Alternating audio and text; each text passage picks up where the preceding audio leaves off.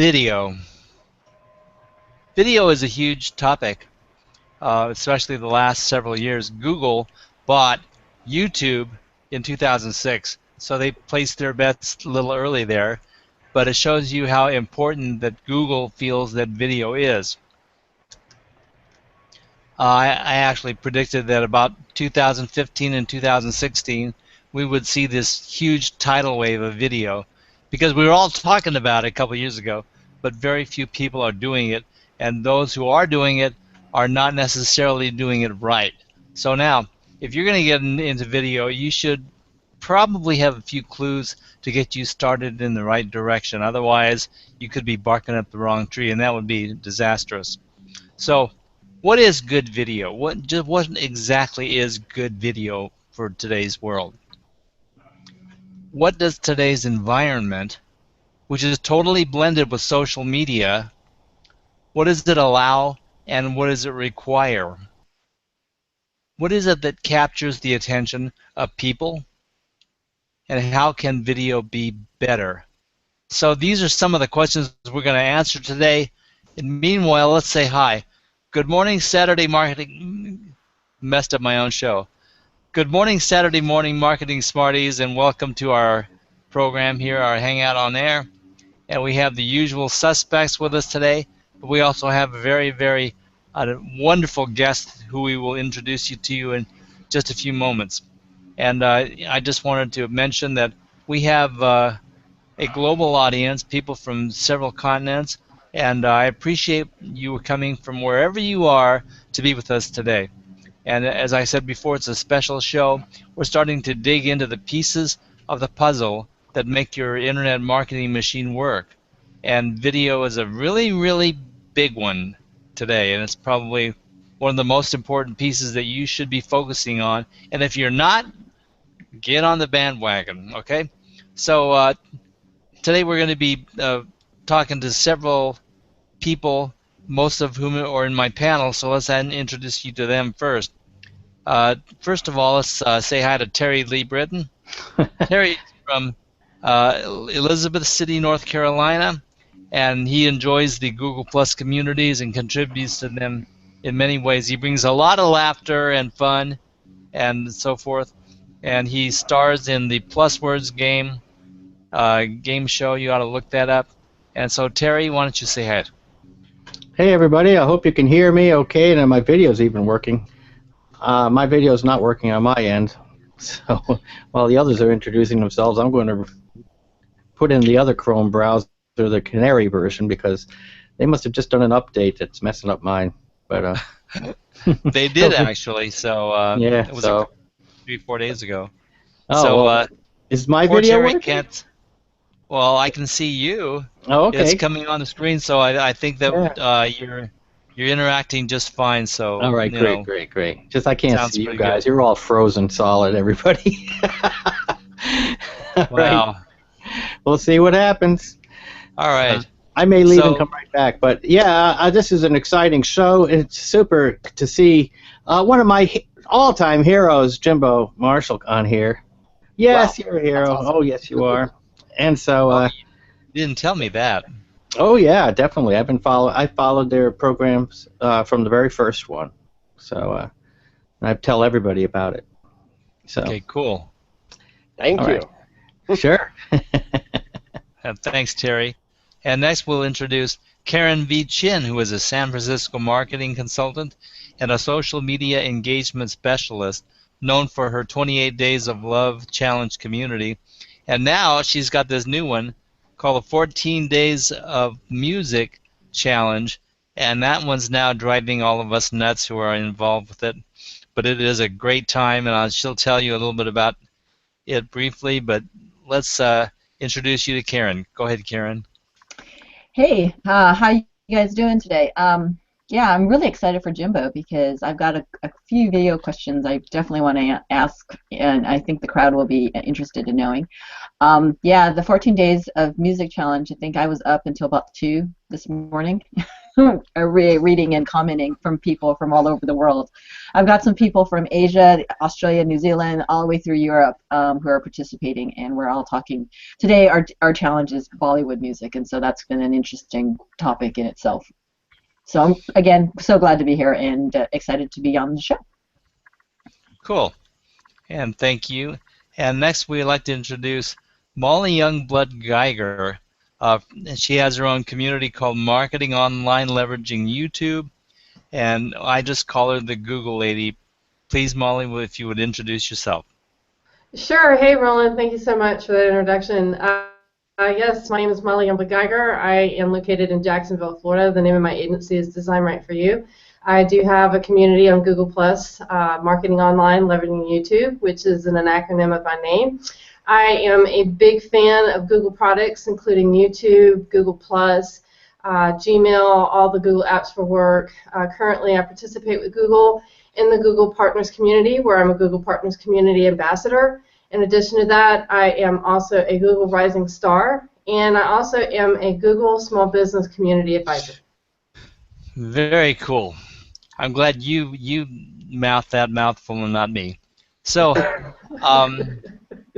we've got, a lot of people with us checking in, and I'm going to miss some of you because I can't possibly keep my eyes on everything that's coming towards me and online and be able to carry on with the show.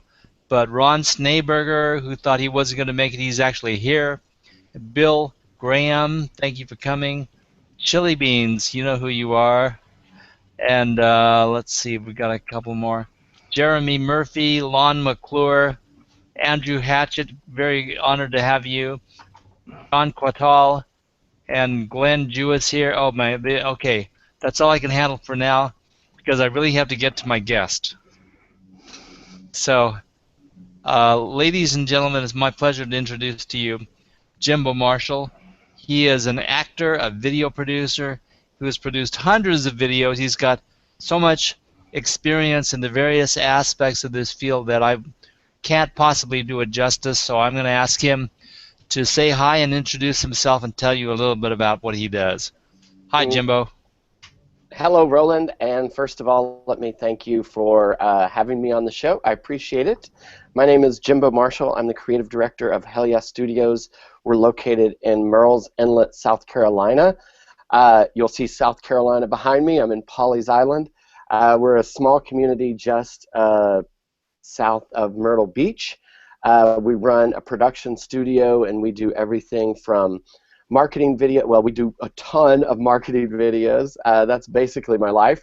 And really, the goal is to try to make everyone as engaging as they can possibly be, because without that, it won't really matter what you're selling, because if they don't like you, they're not going to buy from you. I've produced close to 500 infomercials.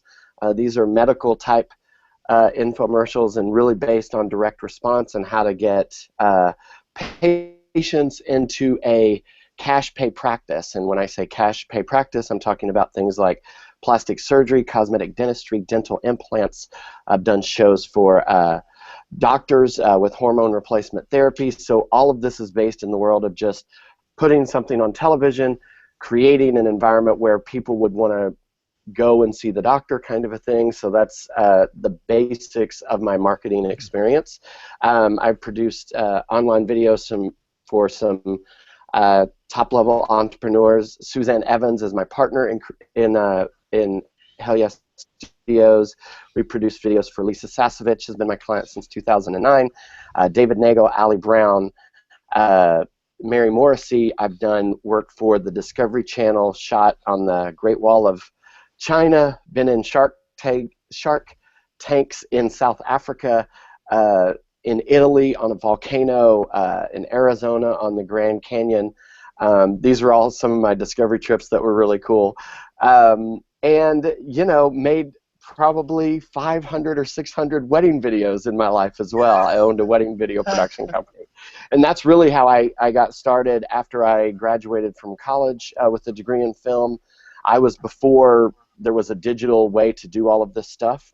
So I actually was in college shooting on film and stuff like that. So that's the long version of who I am and what I've done. My goal is to always make marketing videos more engaging, more creative, and generally really try to lead with funny. I believe if you can get somebody smiling or giggling a bit, you've got them one step closer to making a purchase with you. So That's great stuff. Jimbo, there are a couple of things that we can, get rid of the doubt right off the bat. And that the first one is that it doesn't matter what business you're in, there's a way of advertising with using video that can bring you to the limelight on the internet. And whatever it is, well, yeah. there's a way to do it.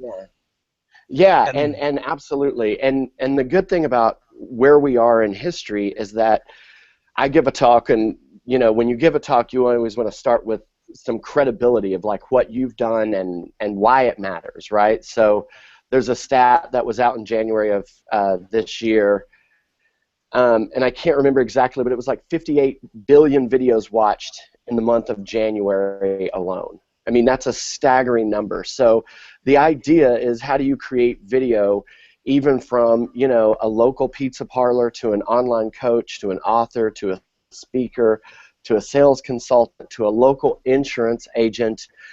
How do you create a brand for yourself? And the good thing is video is the best and easiest way to do that. When you've got a little bit of knowledge and a little bit of skill behind you, you can really go a far way in this game. Right. And so I'm going to move my computer just a bit so I can get a little bit better lighting. See, my sunlight's shifting. There you go. A little bit better. Maybe. That's fine. Yeah. The main thing is that we can see you basically and hear your voice, because your message Cool. is very important.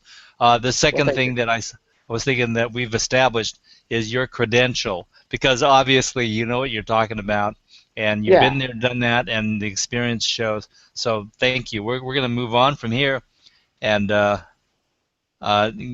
basically get into this. But before we do that, I would like to know a little bit, if you could talk a little bit about your acting and production of Mr. Deity, because because my God, if people haven't seen that, we can't let this show go without them hearing about that. Well, I appreciate that. I'm not. It's interesting because in certain circles, I'm bigger because of Mr. Deity, and that world would not know that I'm a marketing video producer and stuff like that. So the creator of the show, Brian Dalton, I've been friends with him since about 2005, and he's just one of the greatest guys I know, super creative, very smart. And he came to me, we were doing infomercials together. I would hire him out in 2006 because he's just technically gifted at filmmaking. And he pitched this idea to me on the way back about Mr. Deity. It's basically this idea that if God were almost like Steve Carell from The Office, like he's created all of this, but he doesn't really understand why, and is still kind of confused on some things, and he gets, he calls Jesus Jesse because he's a little bit absent-minded. And so we started making these episodes in 2006, put them on YouTube at the beginning of 2007, and actually those were the days when YouTube would just email you personally because it wasn't like Google, right? And so they put us on the page, on the homepage, and the show blew up. We got signed by Sony. They bought 10 episodes from us. We did that. We got the show back from them because they didn't promote it like crazy. I mean, we still got a lot of views and stuff, and we performed live at various college campuses in California, and Brian, the creator, has spoken all over the world based on the fact of what the show is, gave him the exposure. But it's just a fun little series. I think there's probably over 100 episodes out by now. They're about 3 to 5 minutes each, and just a fun, good watch. Wow. Yeah, I just watched a half a dozen of them, and I was just cracking up. I was just cracking up from the very first one. Is like intelligent humor and well written. It's really well written. Plus, Brian's really good. Plus, it's well acted. You guys all do a really good job. So cool. That's something. Mr. Deity, you ought to Google that and go watch a few episodes. Yeah, it's fun. Okay, well we've managed to keep our intro talk to under 15 minutes, so now we can dig into the nitty-gritty. And I want to encourage the people who are watching that you're going to have questions that we haven't thought of. So if you have a question for Jimbo, you should speak up, please, by entering your questions. If something comes up and you think of, I want to know the answer to this, plug it into the comment stream, which is working fine, and happy to have you with us. So let's get involved and ask Jimbo while we've got him here. It's only going to be for another 45 minutes. So, regarding marketing today, I for one believe the majority of the marketers and business owners miss the boat on marketing. Not just video, but in general, they're focusing on push marketing, cheesy commercials and videos, and what I call propaganda. I mean, it's basically propaganda. And considering that social media modality of what we're dealing with today, how has video marketing changed between traditional outbound push broadcast marketing and switched towards engagement and education-based or inbound marketing? Could you comment a few things on that? Yeah, basically the way I see it, and we had this conversation a couple weeks ago, I don't necessarily, think of like an old school type system, because the only thing I know that works today, and I feel like this is the future and beyond, is people want to know people. So again, like I said earlier, it's whether you're, a local pizza parlor, or you're an online coach, or you're live coach, or a business coach, going to respond because of you. We're now in a day and age where information is everywhere. That's not the special part. The special part is, what is that person on the other end going to bring to that information? How will they interpret it? And when you look at video, it's basically anyone with enough courage and stamina can create a personal brand based on video. I mean, it's really why YouTube exists. I mean, there are YouTubers that are going to make more money than all of us combined this year, and they're just making makeup tutorial videos, or they're doing stupid, silly stuff, and 12-year-olds are watching it. You know what I mean? Or there's people that just make tutorial videos for iMovie or a Windows Movie Maker, and they're getting paid based on advertising revenue shares. And so I think there was, in the past, there was this idea of like, you had to be somebody big and special, to get your face and name out there. But the truth is, you cannot be a success and be a secret. It's just really hard to do that in today's age because of social media, because of how video is easy to do. And you can record something on your phone, and in 2 minutes it's uploaded, for bad or good. I mean, if you look at the police situation now, it's like, oh my gosh, this is some scary stuff, and it's all because of the technologies that anybody can pick up and start recording and upload. So there's obviously a great side to it in the sense of like marketing opportunities and your ability to get your name and your message out there. And there comes that whole other level of being exposed and like, oh, okay, are the police really doing the right things? I mean, I would say in general they are, but I think if you look at the last 6 months, it's like, whoa, this is some scary stuff. And it's all thanks to personal computers. The fact that I can talk to you here from South Carolina and people are all over the world, could watch this. That's what makes it awesome. And the more you happen just to being you and being comfortable with that, the more success you will find. I will tell anyone, when you're going to go on camera to promote your product, your business, whatever it may be, here's what you must understand. You will be judged. There's no doubt about it. I'm going to be judged just by sitting out here on my porch. There's no doubt about it. Either the message will land or it will not.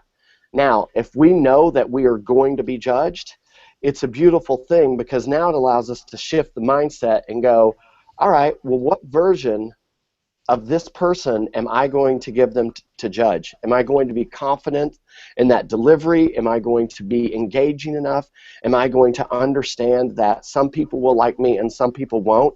and my job is to move forward regardless because I have self-belief, right? So that's the beautiful parts of all of this, right? It really allows us to be in control of our own destiny, of our own lives, because we have the tools and technologies available to do that. Well, thank you for that. That's great stuff. I remember something. Some of what we're discussing today emulates what we discussed, or that you discussed in Lynn's show about 5 weeks ago, and Yeah. that you made some statements that were key to this all. And people have heard it before, but I remember that you emulated or emphasized these particular things, and that was that people buy from people. Yeah. And you have to be comfortable with yourself because they're buying from you. They're not buying your 5-step program, but they're buying from you. So the connection is the person-person thing. Yeah, absolutely. You cannot, and that's what I was trying to, the point I was making about content. I mean, you type anything into Google and you're going to find the answers. So, when you're in a service-based business, yes, your content has to be outstanding. There's no doubt about that. But what's going to make you special and allow you to really, charge premium prices is the fact that it comes from you. That's it. I tell people all the time, you can find people, I remember like 10 years ago, really, and this is when I was doing wedding video, well, it's actually more than that now. 14 years ago, I was doing wedding videos, and to me at the time, I was trying to learn how to craft this love story because I was convinced that I can take their day, and through the power of editing, I can make these two people like just melt when they watch this video because you use some slow motion techniques, you use some music, you use editing techniques, and boom, you've got a story, right? Well, I didn't really understand that I was creating a system, but really I was so focused on the art of that I didn't even understand that people were coming to me and it was me that was selling them into this transformational video, right? This video that is going to be their love story. So it took a while to figure all of this out, right? And then when you start to put it all out in front of you, you realize, oh, this comes down to a human psychology.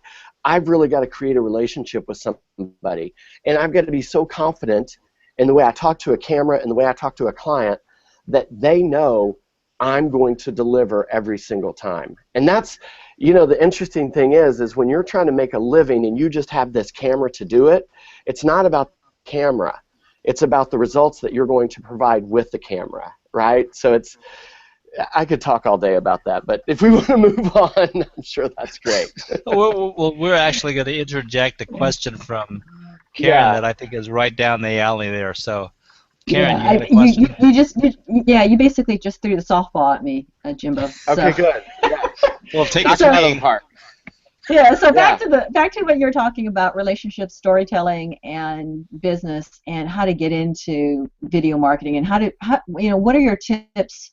I guess initially, what type of basic equipment, if you can't necessarily afford a videographer to start their journey onto YouTube, what basic equipment you think that someone could get their message across? Personal branding, business.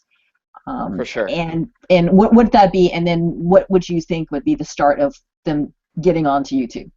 Yeah. Well, I think the equipment nowadays is a complete easy answer. If you've got a phone and you've bought it within the last 2 years, that's your video camera. So to me, the iPhone, and this is even a 5, use this and don't go try to complicate it, because here's what happens. Video production is not really easy to do extremely well. You have to have the technical knowledge, you have to have lighting, an understanding how to light a scene, and all that kind of stuff. Now, the good news is you could be in a nice, evenly lit room in your house, and you shoot with this thing, and you use the flow of the light. So if I were to turn around even here, you could probably see my lighting is going to be a little bit even better because the sun, I'm now in flow with the sun, Can somebody confirm that I look okay? Is this thing on? Do I look okay? Is the lighting coming in? Because I can't see my camera and the... You look fabulous. Okay. I mean, it may be a little off, but the point is this. You use this iPhone. Here's what I teach. I teach what's called a five paragraph essay. Now, obviously, I didn't come up with that. We've all gone to high school. There's a thing called the 5-paragraph essay. That basically goes, you've got an intro paragraph where you tell them what you're going to tell them, right? You've got your teaching points 2, 3, and 4, right? Or teaching points 1, 2, and 3. And then your 5th paragraph is the summary plus a call to action, because you've got to tell them what to do next. If you don't tell them what to do next, the whole thing is absolutely pointless. Okay? So here would be a mini example of this. I would do this in 5 separate shots, and then now I would take those 5 separate shots and edit them together using iMovie or Windows Movie Maker. And the great news is, again, thanks to YouTube, you can look up tutorials and you can teach yourself how to do this. Why this is easy now is because when I'm intentionally chopping this into 5 different shots, I now take the pressure off myself being a perfect performer, okay? Because what I was hearing is people were making these little videos, but they would get about a minute in, and they would choke, and then they would have to start over from the beginning. And so when you're on take 17, you can imagine it's frustrating, right? Because you're trying to represent yourself or do your business or invite somebody to a Google Hangout or whatever else, right? So here's a small little example of how I would do this. I would hit record, turn this around. I want to shoot with the other camera because it's higher quality. And here we go. Hey, Jimbo Marshall here from Hell Yeah Studios.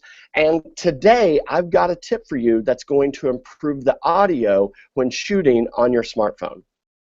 Boom, I pause. That's my first paragraph, okay? So you can tell I'm just going to build these paragraphs along, okay? Take 2. Now this video, when it's complete, it's going to be a little jumpy, but because we've got ADD and because we're only going to make this about a minute, it's going to be perfect. So here's paragraph 2. Is this making sense? Get some verbal shakes here. Okay, great, or visual shakes. All right, paragraph 2. So here's the tip, and it's not rocket science, but the truth is, if you don't have good sound on your videos, nobody's going to watch them. Pause. Now, what I've just done is I've used a little elephant in the room psychology here. I'm basically telling them that this isn't a tip to end all tips, but if you don't start with some of this basic stuff, it won't matter. So it's the concept that I'm like telling them, hey, because again, really I'm trying to create engagement and likability with this video. So here we go, paragraph number 3. And again, I'm just going to splice these together when I'm done. I record. So here's your tip. The only thing I want you to do is make sure and keep your phone at arm's length. Pause, okay? There went my tip. Again, it's not rocket science, because think about it. The further this phone gets away from me, the worse the sound is going to be because my voice has to travel that distance, right? Paragraph 4, okay? Now, again, I know you're sitting there thinking, well, duh, Jimbo. Of course I've got to keep it close to me. But here's the truth. If you vary in that, you'll have degrees in sound. That'll be disrupting to the audience, and no one will want to watch your videos. So keep it close, and the audio will be great. Pause. Okay? Paragraph 5. So I hope you enjoyed that tip. And listen, if you want more tips like that, I want you to visit me at hellyeahstudios.com. I've got a video starter kit that you can download there for free, and it's going to improve every video you make. Pause. Okay? And then I clip those together, and now I've got a little video that I can send out on Facebook, that I can send out on YouTube, right? And it's going to act as a little soldier. So that's how you can do it getting started today. You can obviously add lights and all of this, you know, more microphones and stuff like that. But the truth is, you want to be focused on what you do best, what your gift is for the world, and you don't want to have to learn how to become a professional video producer, because that's not where your gift is. Your gift might be that you're a marketer. It might be that you're a yoga teacher. It might be that you're you know, a pizza maker. So you want to get just good enough to get little things out there. Is that making sense? Absolutely. And you said something earlier in your stream of the various steps, and I wanted to cover this. The last one was the call to action step. Yeah. And I wanted to emphasize to everyone listening that the call to action was not to buy me now. It wasn't a close conversion ROI issue. It was an invitation to learn more and watch a further video and to get further information and education based on your concept and your subject and what you had to deliver. And I thought that was perfect. That's what I've been trying to drill into people for years now. And that's exactly and we call it, we refer to it, and I'm sure, you know, concept is familiar for you guys. We just refer to it as seeding. So what I believe is that I'm going to be able to make a living for years to come, right? So I don't ever want to be in the psychology of a desperate type service provider where I've got to close you today. I would much rather get you in, get you bought into my beliefs, my philosophies, etc., and then we work together in a year or so. Fine. I'm going to need money then. You know what I mean? And if I really believe in what I'm doing and I'm laying down the foundation of, you know, solid business practicing skills, then it doesn't ever need to come from this headspace of I've got to close them right now, you know? That's great stuff. And I wanted to emphasize that the word that Jimbo used to everyone who's listening was not seating, as in S-E-A-T-I-N-G. It was seeding, S-E-E-D-I-N-G. In other words, he's planting seeds that will come to fruition. And if we do that right, everything's going to grow. And that was the seeding that he was talking about. Okay, I've got two people waiting to hammer you with questions. Okay, good. Yeah. Let's get it. Sorry. If you wanted to and did I answer those questions, by the way? I have no idea. I'll start talking. Yeah, no, you definitely did. I mean, I think what Roland is saying also, too, is that by the filming and you also with regularity, too, I would imagine that you would have to put YouTube videos up on a regular basis. It may not necessarily be daily, but maybe once a week or once a month, just to make sure that you have something there and that you can then repurpose that, as you said, Facebook, Google, Pinterest. You can basically spread the love with the video that you created. That is such an excellent point. That is such an excellent point, and thank you for that, because generally, also when I'm generally teaching these concepts, I'll say, take a day, mark it on your calendar, because nothing happens unless you've got solid stuff around you, right? So write a day on your calendar from 9 to noon and come up with 12 video topics. And the idea is that you're going to do 12 videos over the course of the next year, one a month. Because listen, we would also be irresponsible, or I would be irresponsible to tell people to go do videos and not address some of the psychological aspects that will occur when you do videos, such as if you want to have your ego and self-esteem tested really quick, go make videos. Because you're going to just see how loud the voices in your head are after you make some videos. Because the camera don't lie. That's what I said. It's like camera don't lie. If you think you've got like bags under your eyes, or your hair's weird, or your wrinkles are showing, trust me, camera's gonna tell you it is true. So that's one part of it. So that's a great thing. So you take this planning period, say from 9 to noon, come up with 12 topics, and then I say go write at least half of those in the 5-paragraph essay style, because here's why. You've got to train your brain to speak efficiently. Most of us will do just ramble and repeat because we don't know when to stop talking. I'm great evidence of that at times. So if you're making these little videos, the idea is to make them about 1.5 minutes or under, because you don't want to overstay your welcome. You want to give them something just small that they can digest and get on with their life, right? Make it easy for them. And think about it. How many times have you watched a video on YouTube and the first thing you do is you look and see how long is it, right? Because it's amazing. Nowadays, it's like, I don't know if I can give you 5 minutes. That's asking a lot, right? You better be damn good if you're going to make a 5-minute video. Because the thing is that the videos that we watch online are different than a situation with a Google Hangout. We can give you an hour of a Google Hangout because we've already planned for that in our mind. This is our time for ourselves. We can treat ourselves to learning, to being informed, right? Maybe this is a topic we want to know about because we understand the value it brings into our life and to our business, right? If you're watching a video on YouTube and it's something you're just kind of interested in, and you see a 5-minute, video, and they start off, and within the first, 10, 15 seconds, you're already like questioning it, you're never going to make it to 5 minutes. I mean, it's just not going to happen. Yes. So would you? Okay, I was going one more thing. So would you suggest that it be like 3 to 4 minutes, but then really get your message within the first 8 seconds, just to, so that you keep the audience involved in terms of making sure that they stay? I know there's a drop off, with video. Yeah, absolutely. I mean, there's all kinds of stats to support viewer drop off, etc. Here's what I recommend: when you're doing the little videos that I've just shown you, I recommend that they're 1.5 minutes or under. They're no more than 175 words. Again, I always want to think about the goal of each video. So my philosophy is this: if you are selling, if you are trying to put butts in seats, meaning you've got an event that you're inviting people to, we call it butts in seats.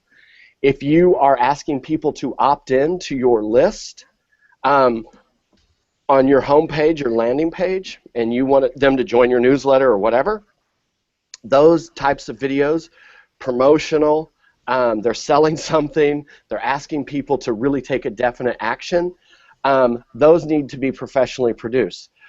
Simply because you don't want that end viewer to notice the production value.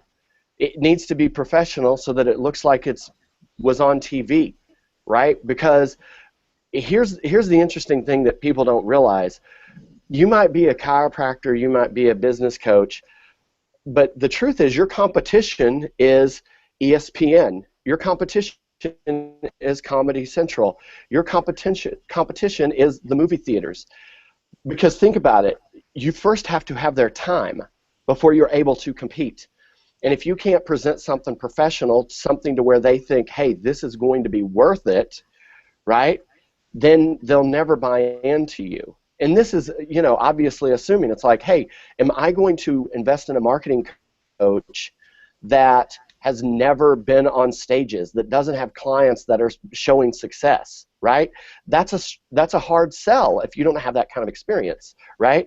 So I always think about what are the goals of each video and then back up from there, because when you try to use an iPhone and go even into 3 minutes, the problem is now you put this ownership on your personality to be so damn engaging and so good that for most of us, it's not realistic because most of us aren't performers. If you haven't studied the art of performance and thrown yourself into uncomfortable situations in performing, I've been in theater since I was in high school, so for me to turn something on and become an actor is not a big deal. But what we have to understand is that everybody that's trying to compete for our attention, the ESPN, the Comedy Central, they're doing it because they're engaging. We watch live sports because we don't know the outcome and it's fun. We watch movies because they take us into another world, right? So naturally, we're going to need to be able to compete with some of that stuff, right? That's how it works. That's why YouTube has become so big. There's some YouTubers that make quality of stuff as you could see in a theater, and they're getting paid for that, right? That's the idea.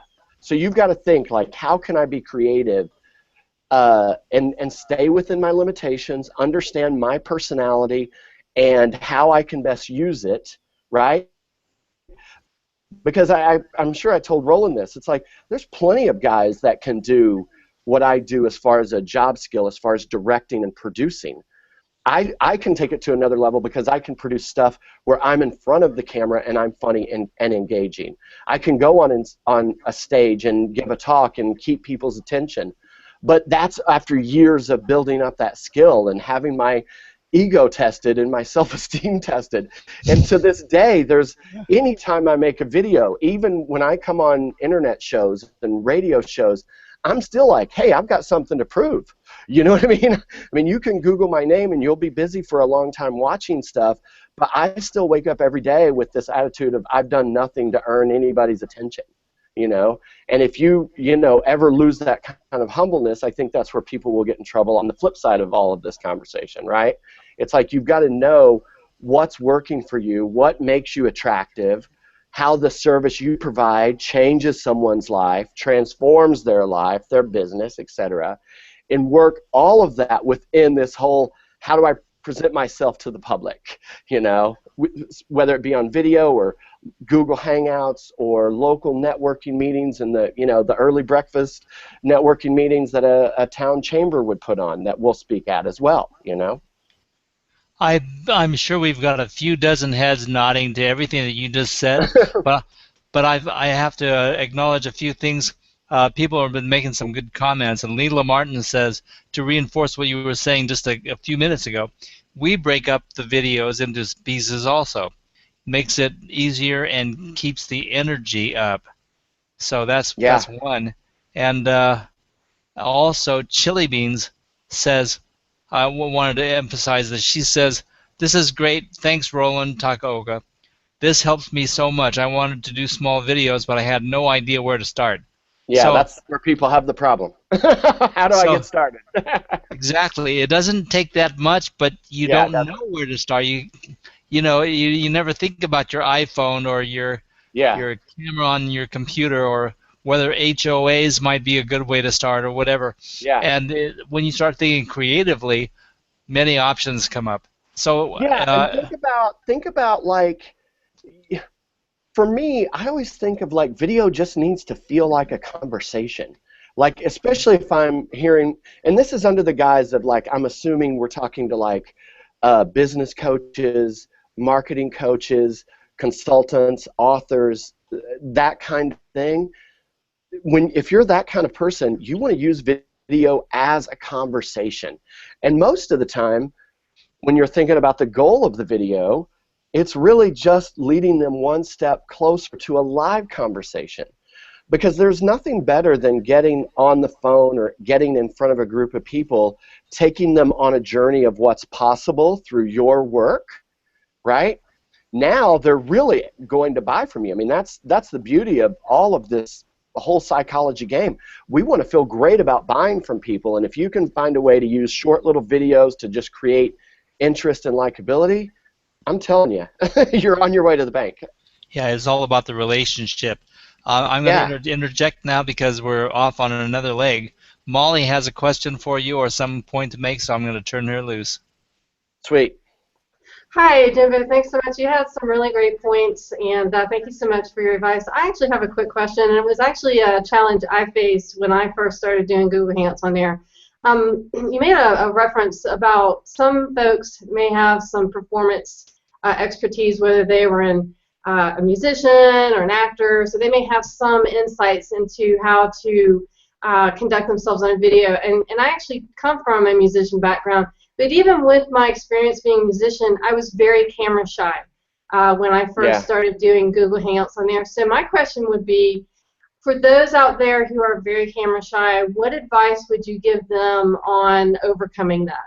Yeah, that is an excellent question. And for starters, I think, people have to be commended on their vulnerability, right? It's like, just by you saying, hey, I was a musician, but I'm camera shy, part of it is just being aware, right, that you have a little bit of this going on, and understanding that you are certainly not the only one.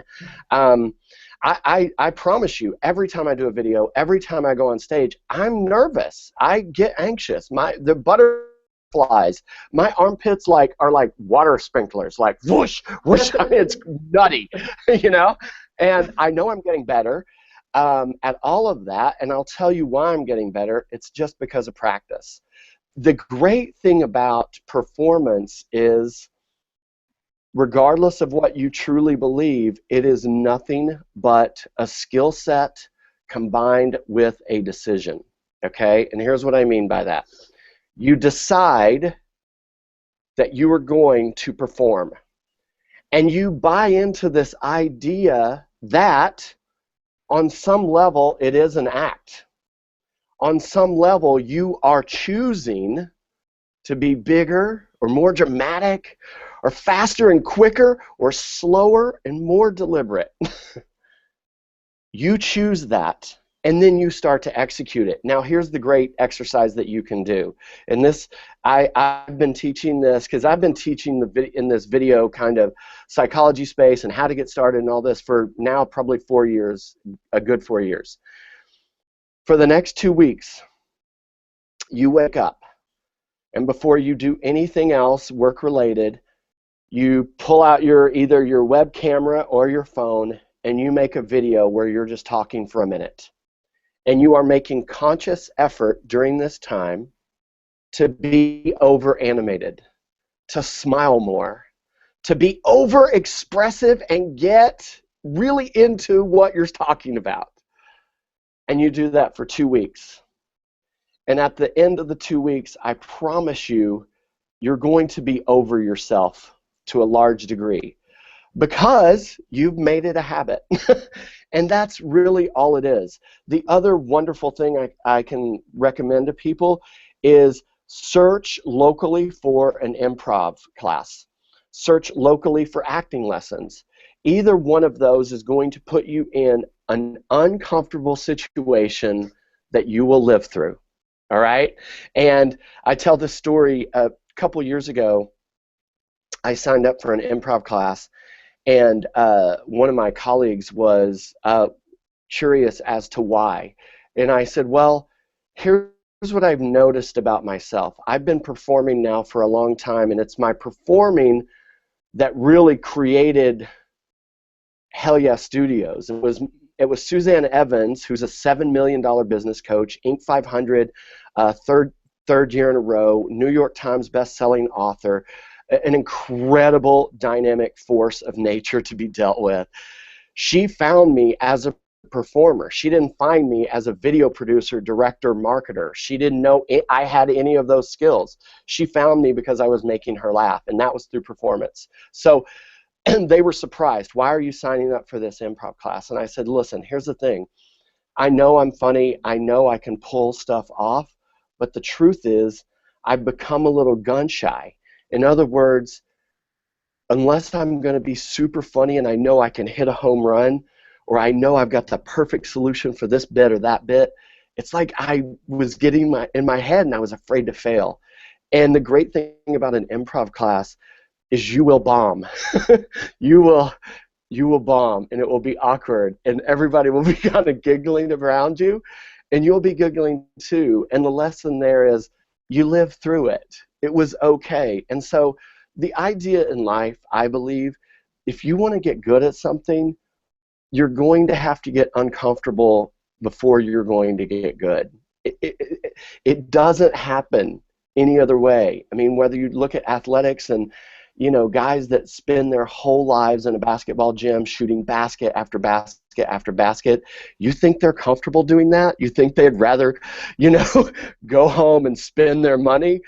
But that's the idea. People who are great at what they do understand that there's going to be moments of uncomfortableness in order to get to that level. Whether you're a great marketer, you're going to spend time learning your craft.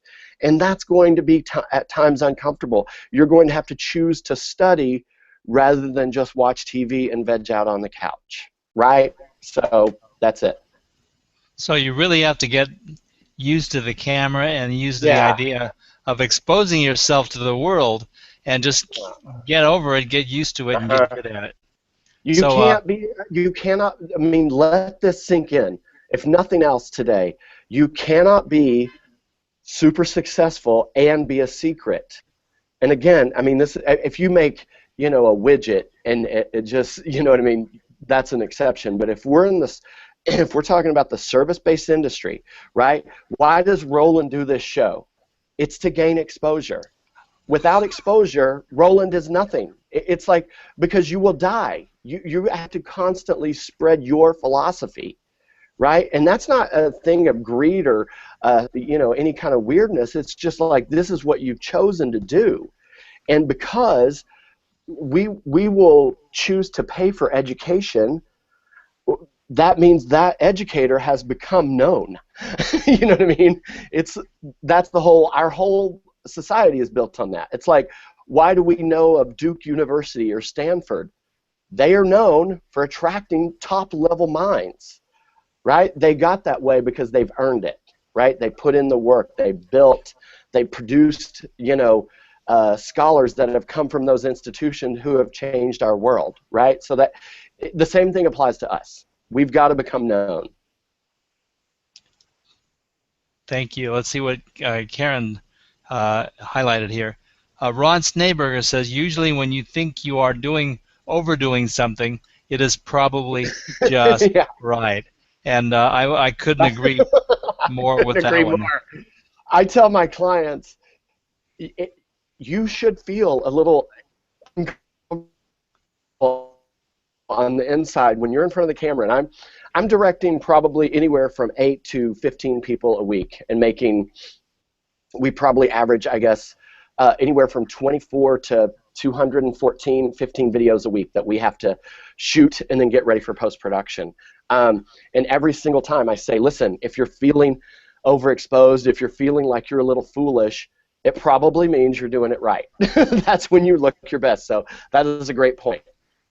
I'm gonna let Terry carry the end of the show, and all right.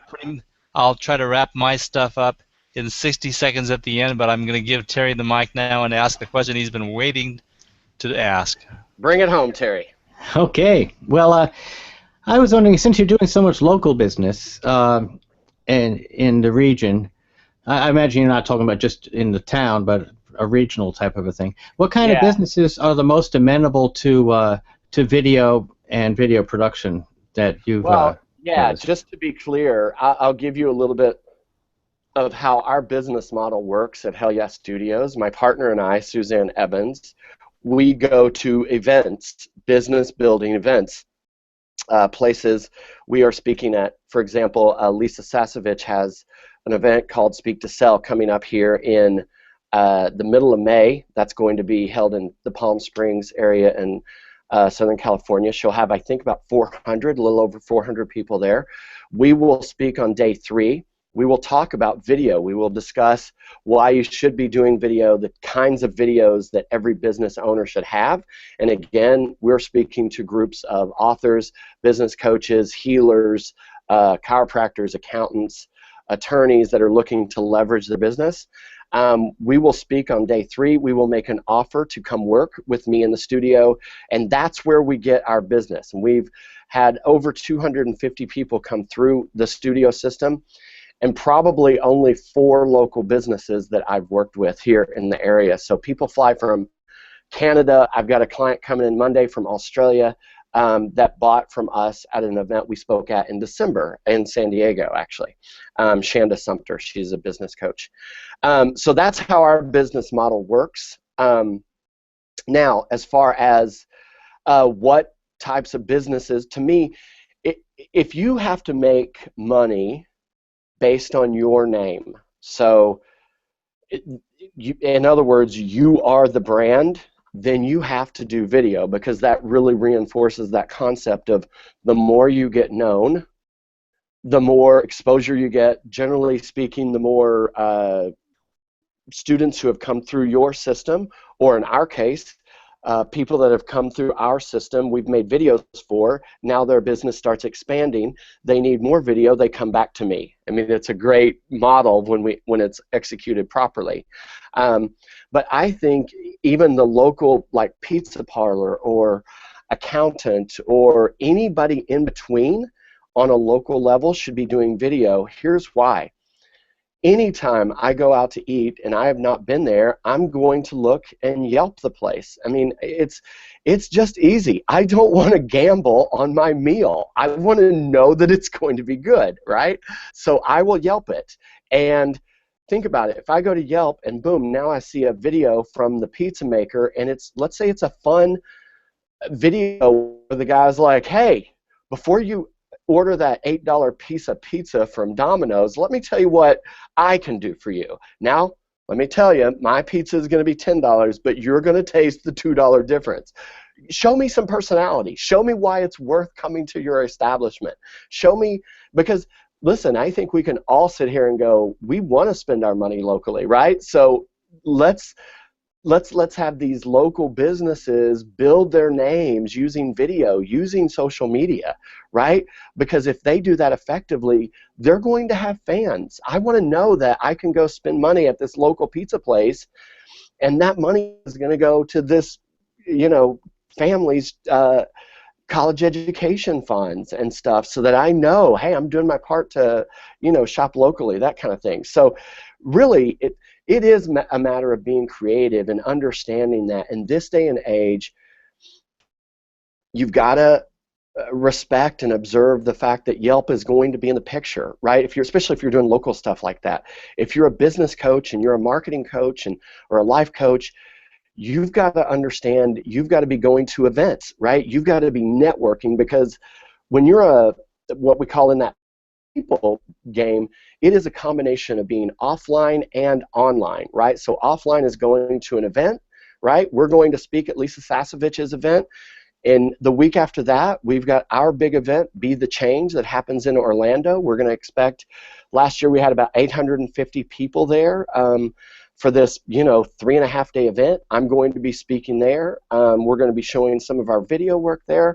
So, it's always going to come down to networking, relationships, people trusting that you're a business of your word, that you're going to deliver. That doesn't mean you're going to have perfect results. Some clients and customers are just batshit crazy. Let's face it, there are crazy people in the world. But we've got to do our due diligence in exposing our gifts to the world. Again, whether we're a business coach, a marketing coach, a healer, whatever you fill in the blank, basically. So, hey, Jimbo, going back to what you just said about social media, we didn't touch about this in great detail in this conversation, but I'm thinking you have this channel, you're producing now videos for your personal brand or your business. How much do you spend, you would suggest, on your YouTube channel? Like, are you or someone in your team diligent enough to, anytime someone responds or comments, you follow up, you're engaging? No, we can't. No? We try to be, but in the meantime, I'm either on the phone with clients or in the studio or writing stuff that's going to be, produced at a later date. My assistant, who's also one of my editors, I have 3 full-time editors that work for me in the studio. One of them handles all of the client relations. One of them handles the social media as well. He probably spends an hour to 2 a week. The thing is it doesn't have to be super time-consuming. You're just better off developing some sort of a system so that all right, every Tuesday and Thursday at 3 o'clock, let's put something on Facebook. Because what people are going to respect and count on is your consistency. So we teach people, you've got to be developing a list, especially if you're a life coach, a business consultant, and you've got to be constantly, on a weekly basis putting out like a newsletter, right? And then maybe once a month there's a video that goes along with that newsletter. Something so that you're constantly in your, what we call either a tribe or a community. You're in their space. You're in their path of vision, right? You're giving them tips to have a better business, a better life, etc. Does that make sense? It doesn't really have to be a lot of time, especially if you organize it in the front end. It becomes a lot easier, and then it doesn't become so emotional, like, I got to make another video. It's like, no, you planned on this. This is what you do to earn business. This is part of the marketing machine that you run. And it would be fabulous to be so busy that you're spending your time producing what you do and not having to support that in your social media. But if you got that famous and that busy, then you could afford to hire a team to handle those communications, because absolutely you shouldn't let it go either way. you can get somebody, here's the great thing. When you get organized about your videos, and let's say you wrote those 12 out for the year, now you can pick a day to film them, and you could film half of them in one day. Then you could turn to Craigslist and go, all right, I need an editor just to put this together for me. And really, anybody that makes a living on a computer editing video, they could cut this kind of stuff together in less than a couple of hours. I mean, we're talking about simple stuff. I made this kind of practice video for a talk of mine last weekend, and I literally did it in 20 minutes time. And I know editing, but that's not, where I spend the majority of my time. And so it really can be that simple when you get out of your own way and you just understand this is part of my job. This is how we feed our children. we make videos, we produce content, we're constantly reaching out to the public, right? We want to be a part of this community. We want to be welcoming. We want to, portray a sense of we're excited about life, we're enthusiastic, and we want to help you, Time.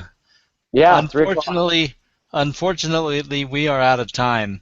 And, I know that all my panel members would have loved to have you for the whole hour with me out of the way. But, Jimbo, thank you very, very much. Maybe we might plan a follow-up on this sometime in the future where we're able to come back, edge into your schedule again. But in the meantime, I hope that a lot of the people watching got a good idea as far as the spirit and nature of what they need to do to get involved in video, get started, and be brave, be forthcoming, and just get your feet wet and do it. Yeah, and it's a decision. Get started is better than not getting started. So I want to thank everybody for watching, and I want to thank my panel members, and especially Jimbo for taking the time today to join us and be here. And I want to really thank all of our constituents. We hit the number 40 on our RSVPs, Yeah. and I really appreciate everybody coming to us from all over the place and joining us today on Saturday Morning Marketing Smarties. So thank you very much, and we'll say good night. Bye, everybody.